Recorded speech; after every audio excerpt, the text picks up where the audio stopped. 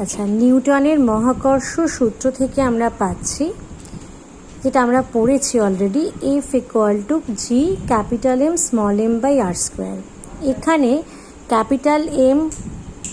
এখানে capital M হচ্ছে পৃথিবীর ভর, আর স্মল m হচ্ছে যে কোনো একটা বস্তুর ভর, এবং পৃথিবীর কেন্দ্র এবং সেই বস্তুটির কেন্দ্র মধ্যবর্তী দূরত্ব হচ্ছে r, আর জি হচ্ছে মহাকর্ষীয় ধ্রুবক। আমরা তো এই চ্যাপ্টারে এটা অনেকবার বলেছি, সেজন্য আমি আলাদা করে আর লিখিনি, পরীক্ষায় লেখার সময় কিন্তু লিখতে হবে। এবার নিউটনের সেকেন্ড ল যে পড়েছি আমরা, দ্বিতীয় গতিসূত্র, সেখান থেকে আমরা পেয়েছি যে বল = ভর ইন্টু ত্বরণ, অর্থাৎ F = ma। এবার এখানে আমাদের বলটা কি বলটা হচ্ছে অভিকর্ষ বল। তাহলে গ্র্যাভিটির ক্ষেত্রে বা অভিকর্ষের ক্ষেত্রে এই ত্বরণটা হয়ে যাবে অভিকর্ষজ ত্বরণ g, তাহলে F = mg, এবং এই mgকে তাহলে আমরা এই g mm/r² এর সাথে সমান করতে পারি।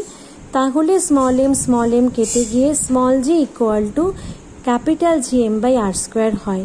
একটু আগের ক্লাসে যেটা পড়েছি এবং একটু আগে যেটা আমি তোমাদেরকে বলেছিলাম যে এই যে Gm/r², সেটাই কিন্তু ছিল আমাদের মহাকর্ষীয় ক্ষেত্র প্রাবল্য। তখন বলেছিলাম যে মহাকর্ষীয় ক্ষেত্র প্রাবল্যটা g এর সাথে সমান হয়, সেটা আমরা এভাবে পাচ্ছি। এবার এখানে G M দুটোই হচ্ছে ধ্রুবক, তাহলে দুটো ধ্রুবককে এবং সমান সমান চিহ্নকে সরিয়ে আমরা সমানুপাতিক দিয়ে g = 1/r² লিখতে পারি,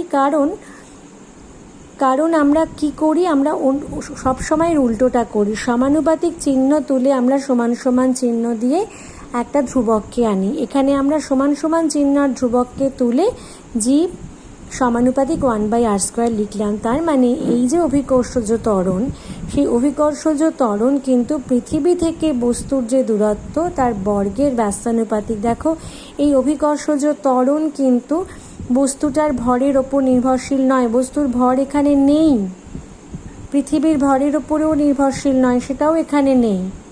তাহলে আমরা বলতে পারি যে মানে ব্যস্তানুপাতিক সম্পর্ক হচ্ছে এটা কার সাথে না, বস্তু থেকে, মানে বস্তুটা পৃথিবী থেকে যতটা দূরত্বে আছে তার বর্গের সাথে ব্যস্তানুপাতিক।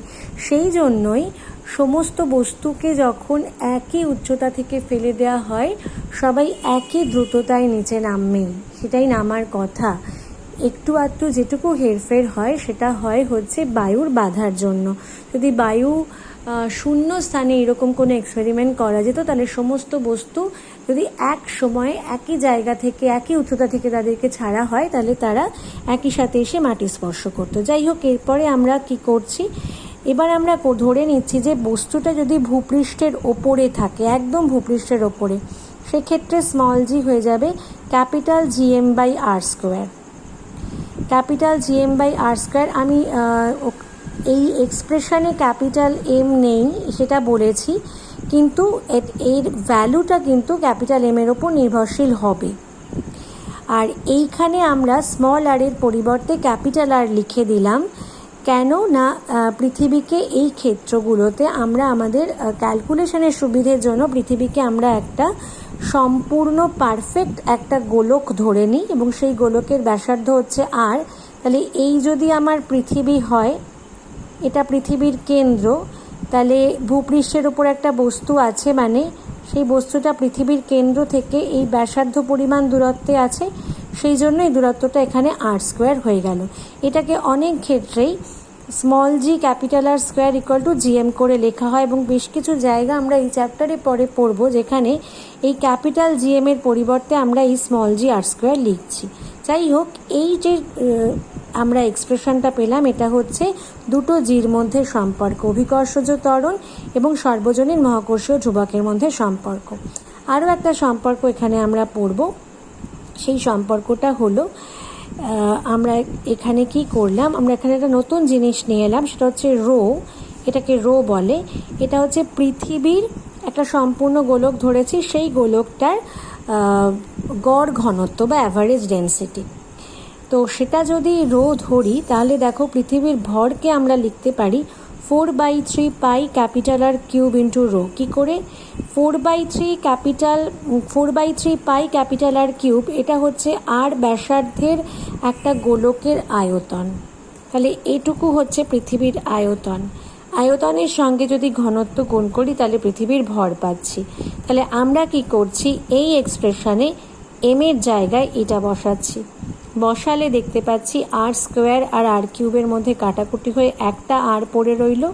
তাহলে পড়ে রইল small g equal to 4/3 pi G capital R rho. এখানে 4/3 পাই জি এবং ক্যাপিটাল আর সবগুলো কনস্ট্যান্ট। তাহলে জি হচ্ছে সমানুপাতিক রো, বা ওভাবে না বললেও আমরা এটাকে বলতে পারি যে এটা হচ্ছে জি এবং গড় ঘনত্বের মধ্যেকার সম্পর্ক। এখান থেকে রোকে আমরা 3g/4 পাই জি আর এটাকে উল্টে লিখতে পারি। তাহলে এখানে আমরা দুটো সম্পর্ক পেলাম, একটা হচ্ছে অভিকর্ষজ ত্বরণের সাথে মহাকর্ষীয় ধ্রুবকের সম্পর্ক, আর অভিকর্ষজ ত্বরণের সাথে পৃথিবীর গড় ঘনত্বের সম্পর্ক। আর এর আগে যেটা ব্যবহার করেছি যে অভিকর্ষজ ত্বরণ আর মহাকর্ষীয় প্রাবল্য একই রাশি, সেটা কীভাবে এসেছিল ওখানে শুধু পড়েছি, এক্সকিউজ মি, কীভাবে এসেছিল সেটা আমরা এখানে দেখলাম।